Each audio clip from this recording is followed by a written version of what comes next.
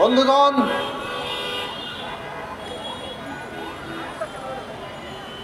প্রত্যেক দেশের ইতিহাসেই এটা ঘটেছে।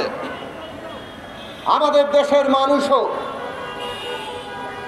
যখন বিপদে পড়েছে, জাতীয় সংকটে পড়েছে অথবা জাতীয় সম্ভাবনার দ্বার প্রান্তে গিয়েছে, তখন আমরা দিশা খুঁজেছি অতীতের আকাশে। কেননা আমরা যখন সামনের দিকে আগাতে চাই, তখন আমাদের আসলে পেছনের দিকেই তাকাতে হয়। তারা আমাদেরকে দিশা দেয়। এই জনপদের ইতিহাসে মৌলানা ভাসানী হচ্ছেন এমন একজন রাজনৈতিক ব্যক্তি, এমন এক নেতৃত্ব, যিনি আমাদের প্রতিটি সন্ধিক্ষণে আমাদের সামনে দিশা দিয়েছেন। আজকে যখন আমাদের ছাত্র শ্রমিক তরুণ জনতা, আমাদের আবু সাইদ, আমাদের মুগ্ধ ফরাজ, কিংবা ওই শ্রমিক শুভশীল, কিংবা ছাত্র ফেডারেশনের বীর জুলফিকার শাকিল, এইরকম হাজারো তরুণ শ্রমিক ছাত্র জনতা বুকের রক্ত দিয়ে যেন মাটি ফুঁড়ে আবার এই দেশের মানুষ নতুন করে জেগে উঠেছিল। জুলাই আগস্টে অভ্যুত্থান তৈরি করেছিল। ওই স্বৈরাচারী ফ্যাসিস্ট শেখ হাসিনাকে ক্ষমতা ছেড়ে, দেশ ছেড়ে পালাতে বাধ্য করেছিল। সেই সন্ধিক্ষণে আমরা দাঁড়িয়ে আছি। আমরা কোন দিকে যাব? আমরা কি মানুষের সেই মুক্তি, স্বাধীনতা, সার্বভৌমত্বের দিকে যাব, নাকি আবারও আমরা ওই ফাঁসিবাদের নানান রকম জাতাকলে পিষ্ট হব? আমাদের উপরে বিদেশিরা তাদের খবরদারি করবে। মৌলানা ভাসানী যখন আমরা স্মরণ করি, আমরা তার সংগ্রামকে স্মরণ করি, আমাদের সামনে দুটি প্রশ্ন আসে।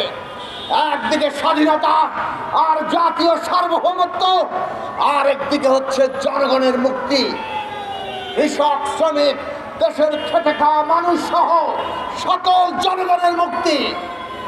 বন্ধুরা আমার, আজকে আমাদের সামনে দুটো চ্যালেঞ্জ খুব পরিষ্কার। একদিকে হচ্ছে ওই পতিত ফ্যাসিস্টরা, তাদের যারা এখনো দোসর দেশের ভেতরে, আর তাদের বিদেশি দোসর যারা এখনো বাংলাদেশকে রক্তচক্ষু দেখিয়ে দাবিয়ে রাখতে চায়, তাদেরকে আমরা কিভাবে মোকাবেলা করব? আর একটি চ্যালেঞ্জ, ফাঁসিবাদের কবল থেকে ফাঁসিবাদকে বিলোপ করে কিভাবে একটা নতুন রাজনৈতিক বন্দোবস্ত, জনগণের গণতান্ত্রিক ব্যবস্থা, আমাদের সমস্ত জনগণের মুক্তি, সেইটা নিশ্চিত করব।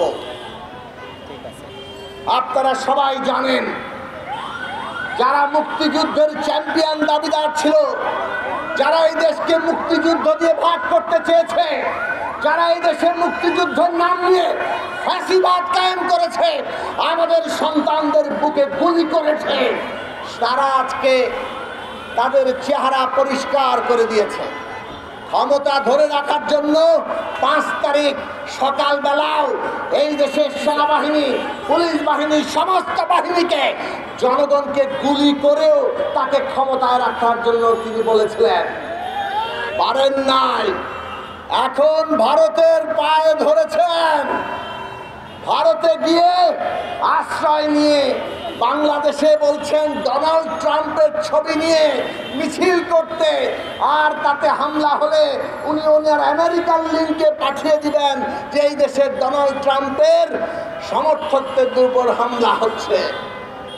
বন্ধুরা আমার, এই দেশের মানুষকে হত্যা করে ক্ষান্ত হন নাই।